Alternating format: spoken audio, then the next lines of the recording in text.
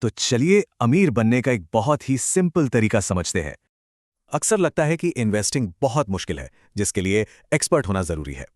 सोचिए 5,000 कंपनियों में से कौन सी चलेगी, चुनना तो लगभग नामुमकिन लगता है। लेकिन अगर एक एक कंपनी चुननी ही ना पड़े तो? यही एंट्री होती है स्टॉक मार्केट इंडेक्स की। तो ये इंडेक्स क्या है? बस देश की सबसे बड़ी और जरूरी कंपनियों की एक टोकरी। और मजे की बात यह है कि सिर्फ ये 50 कंपनियां ही पूरे मार्केट की 62% वैल्यू बनाती हैं।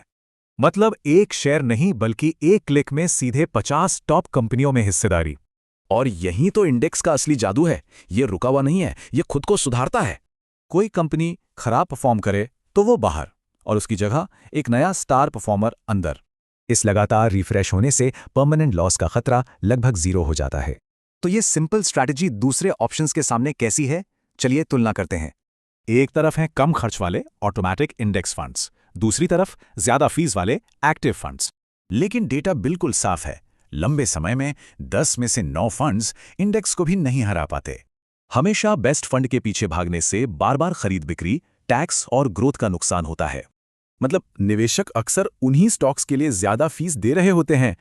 रियल एस्टेट से तुलना करें तो इंडेक्स फंड्स कहीं ज्यादा आसान और पहुंच में है। तो ठीक है, अब देखते हैं कि इस सिंपल तरीके से असल में कमाई कितनी होती है।